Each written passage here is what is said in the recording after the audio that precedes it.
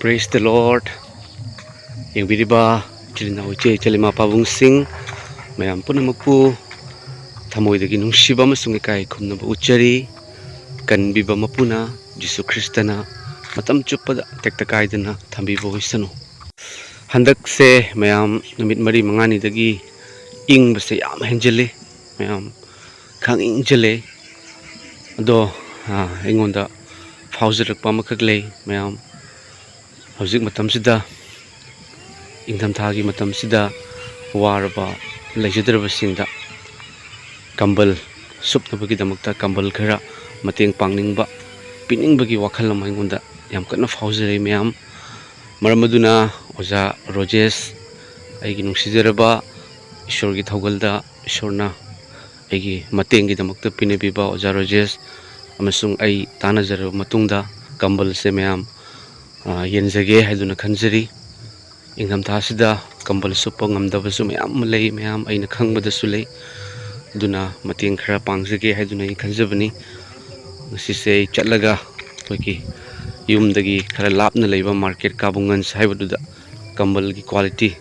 he yengjarake aduga yumda chatlaga survey tawraga leijitaba singda mayam kambal afabado amamam pige haina khalle mayam eikhoina mamangda mateng pangjagiba chi ani do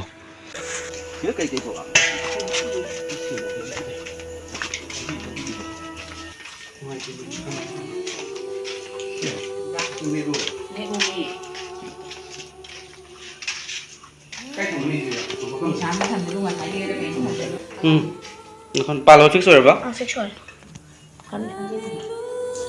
Ichi make it pro. Ka how rings. Ma'am, ichi gi gas anu bom lobi re. Sing da thong da su ja nang si de di. Ichi ko sing da thong da su ja re ba. Sing da thong da su ja ra. Ipa na tau na ta.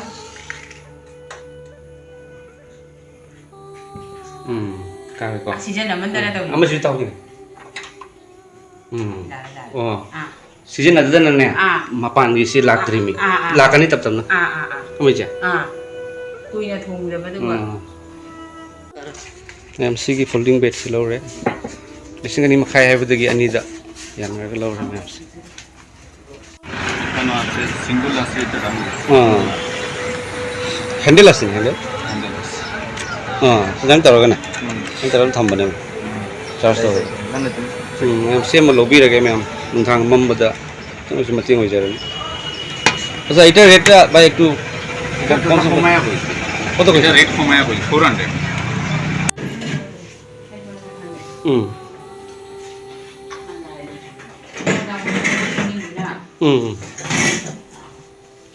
Bisa bisa. Jare semuanya. Si masak tu sudah kena jauh ni, pon jauh ni kan mbak. Mayam si pamung si ichi ani gi. Ichi nu hipa jani ko? Jani. Jani tra. Ba ai ne na ni. Nung thang tu ne. Moi nung thang tu light light tu betul. Siap thang tu. Ba kai nu ne si na. Siap thang tu siap. Ang ni ta. Si charge ti masuk cai kan mbak. Full tu urat ni ya. Nung mahina second.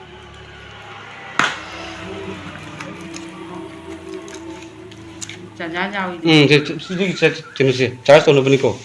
Mahal. Kalau ni ya, tahu jangan ni tahu juga. Betul. Sigi sih. Tuh, singkat apa lagi? Berapa? Saya tahu kan ya. Sih. Si nama keteng. Si tahu kan ani. Berapa? Saya mesti lah thamu pak. Tuh ngalir tu deh. Jadi down orang kan ya. Charge tahu orang kan. Macam? Charge tahu ni lagi. Lagi kok? Mau kakak dia tahu dia. Jani kok? Jani. Pernah. Cie, sini. Cie, pamung mon kau tidak lagi terah. Lei luinya lei jari ni orang. Lagi terah. Hoi, gesu jari kau. Aida saya cengar ke pamung tu jeng ini. Ni pamung tu. Sum cari jari, macam ni kejaram tu ni. Tu muta tu gentau ni apa? Hoi mana nggak tahu diri siapa ini. Jari. Hoi laki ni, macam tu tahu laki ni. Jari. Jangan pamung gesu main tandem. Gas in kaino mai de thong ko na gas ulau na ita pipi re dai sem ngau leibakta hipi ai ko na sem leibakta hipi to phatte ne sigi masakta thara su jai ko jai am ki kaino thara su jare.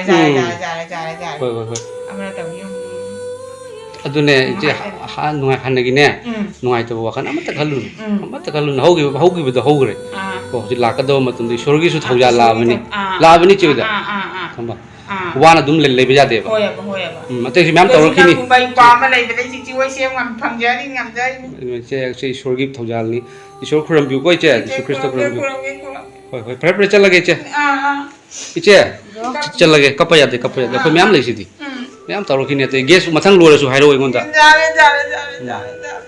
इंदम ता मतम सिदा कंबल लेरमगदरा लेरमोद्रा ma'am येंगजगे कमाइन लेरिबदो हंदक से ma'am निमित मरी मंगानी दगी यामना engine बे heli याम साथी ने engine ले मैम इचन पी के लागबनी चे nang lari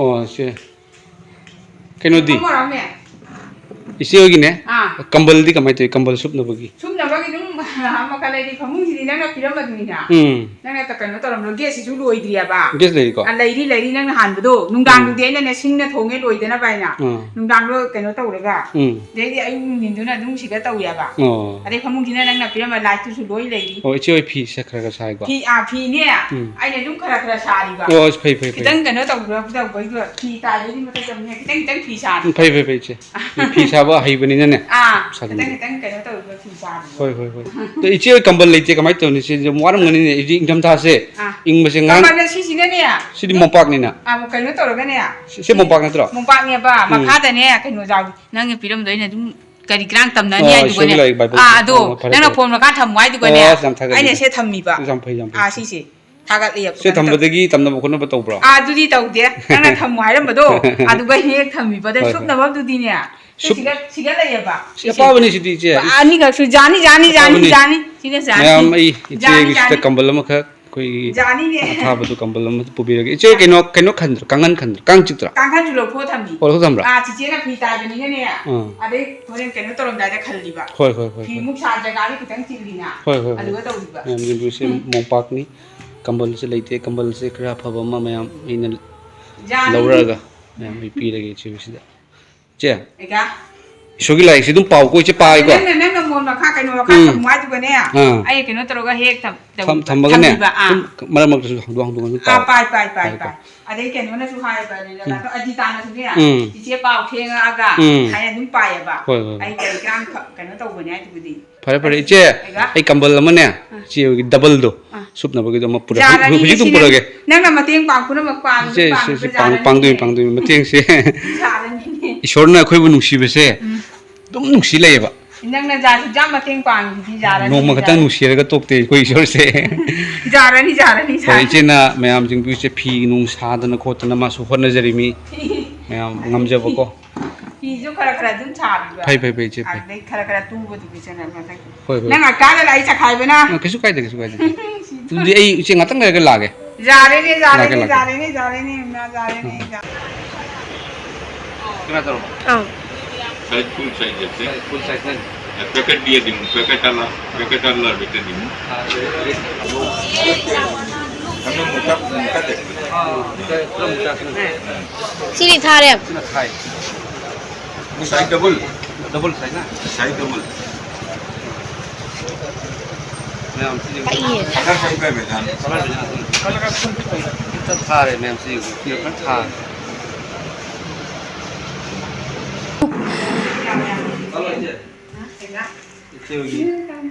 मैम चेवी की कंबल से मोंग साथ दे दुना मलाई भी से ता हदु जिसको ना का पुरा ना नंग ना तौबा मियान सु कइनो ने मैम भी देखिने ते जुआ ना आई बोरे ने नंग तौबा मियान सु को एकदम इंग में से हिंजले ये बा मैम मतलब इंग में से जाम हिंजले मजा बस जी के पाइबा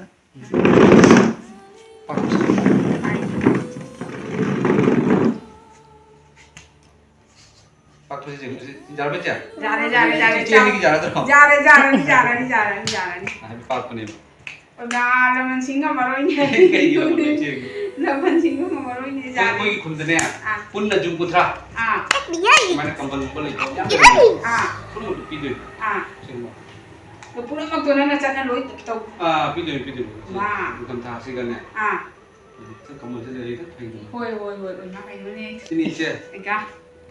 Je begitu, mamang di boy sih kambal semua cakap dia. Je dah kok sonda boleh lah. Sonda oli ba. Sonda boleh ni kok. Pada. Nasi di. Iya, kawan kalau train ni. Kali kali. Noi nak kena ikang tu ni. Pi aku pernah cukup salah pi. Pi kira tanya kau nak ikut cakap ni.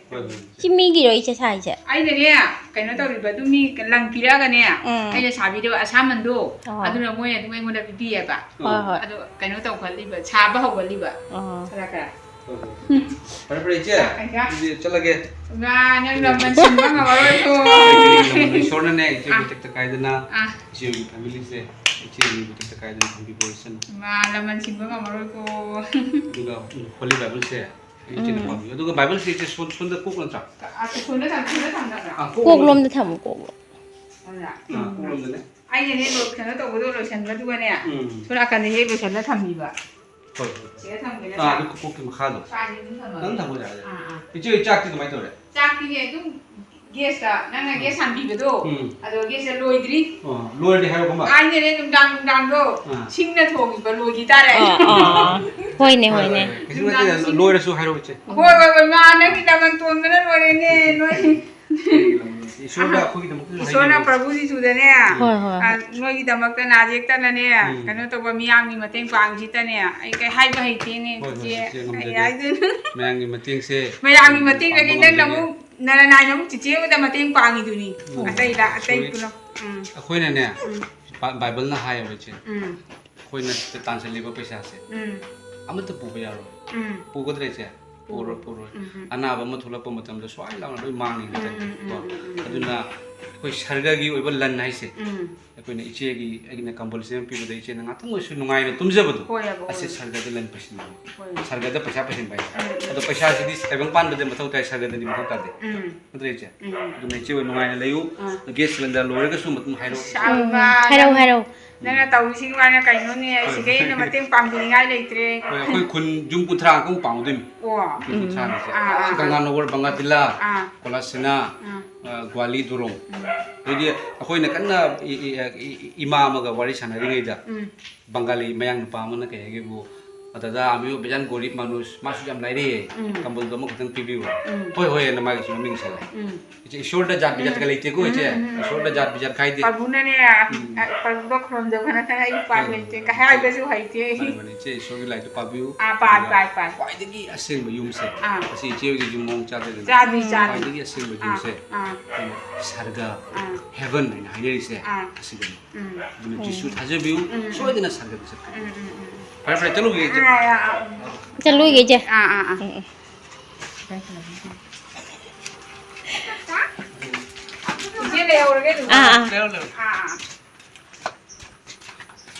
Praise the Lord. Asini chile na oche chile ma pabung sing handak numit mari mangani jagi hauraga yamna ing base henjele kharani mamang da nung ta kibani atuga yamna ing base henjele mayam amasung asi aina mamangda eikhoi che ni kak mateng pangjaki bado mayam alda chatlaga yengzaba matamda eikhoi gi supnabagi kambal blanket su phajana leiramde mayam ko yam apaba mona supaga leirame madu wa matamda yam nungsi maramaduna mayam aina su hairibai che ni da blanket ama mateng pangjakre aduga mayam aina eikhoi gi khun asida ai amasung eikhoi gi yamba ama puraga aina yengzaba matamda mayam asugumna blanket leitaba amasung awana tarabagi family kay ama unay masing aina khata ama koloma pairaga izaba matamda punna mi kunthra oy mayam jum kunthra oy hariba awaba taba masung sumaina eikhoina mateng pangnabagi damakta wari sanaringai matamda eikhoi su yam lairaba mini eikhoi da su pibiu haiduna su hairakpa yawi mayam mase ujaba matamda punna yum kunthra da blanket se mayam mateng pangjage haiduna I phaujai mayam masigi wakhal se ingonda ngarang se ingonda adum leiringai da Eshworna EPA Eshworna ingonda faohanbirakpani madudi ingam thagi matam asida mayam aing ba haibase yamna su sathi bani ingam thagi matam asida blanket leijadaba singda mateng pangbiu haibase EPA Eshwor gi mingda maramaduna aina ai amasung oja rojes eikhoi pullaga mayam ngasi blanket ama mateng pangba ngamjakre aduga hayeng laiba hangchit nongmaijing numit se mayam asigi nungthinda aikoina blanket kuntra se aikoi pinaba honajagani maram aduna ngasigi wapau asibu tabiriba yangbiriba Jesu Christa bu thajaraba lausanjaraba ichilna uche chalima pabung singna hairiba ingtham thagi matamda awaba taraba haibdi blanket leinabagi afford tawnabagi paisa leijadaba amasung ingna numidang tumgadabudo aduga aikoina mekhoigi mateng oinabagi damakta aikoina mekhoi nungaina tumjanabagi damakta Jesu Christa gi mingda mateng pangjaba asida yangbiriba domsu thajaraba domsu mateng pangbiu haiduna ai maikeidagi Prabhu Jesu gi mingda haijage amasung yam chauna domsu awana tarabasingda adomsu mateng oibiu amasung sargada hena lan pasinbiu haibo haise mayam aigi maikeidagi yangbiriba chilna uche chalima pabung singda ai request thamjage amasung aikoigi blanket to mayam aikoina aina kabungan hairiba dukan adudagi mafamda market yam chaubani ko aduga challaga ina wari sanabani ahanbadadi mana hairekpase lupa lising amaga chamaga yankhai chani mug yole haiduna haibi aduga nakhoida oibagi maramna aina lupa chamapan da tharage haiduna hairakpani yam blanket amada lupa 900 ni piribase sina blanket contrast ai book tawgre ado mayam chilnau chechel singna mateng soidana pangbiro amasung ishorna faohanbirakpa haiba athoiba ipagi thawgal asida aikoi adom su mateng pangbiu adom su yam ne short dagi blessing phangbiu aigi GPay number amasung QR code se scanner se mayam ai hapcharamge thagachari mayam holy bible dagi shori wahai khradang pathokcharke luk hariba lairik adugi mayam new testament gi pandup ahum gi pada 13 da sumna hai mahakna mekhoida hai ki furit ani leiba mi aduna kari amata lejadaba mi aduda pisanu furit ani leiba mi aduna kari amata lejadaba mi aduda pisanu aduga chanaba leiba chanaba chinjak leiba mi aduna mataw adugumna tausanu haiba furit ani leiba haibadi sina takpi base ishorgi wahaina takpase kanagumba amana leiba taragadi du lejadaba duda pibiu haibani set me know haiba set me know akoi punna leimi know haibani maramdi shorna miyoiba punamak pu sembibani miyoiba punamak pu nungsibi lesembi mapu magi mafamda jat bijat khaidokte aigi magi haina khaide aduga mataw adugumna nekoi setminabagumna chanaba leiba mahak aduna tegasu chaminau haiba haiba ipagi wahai asida yumpham oiraga mayam aina mateng pangjabani ai amasung oja rojesna aikhoigi asigi yam chauba ishorgi thoudang ase lojabani mayam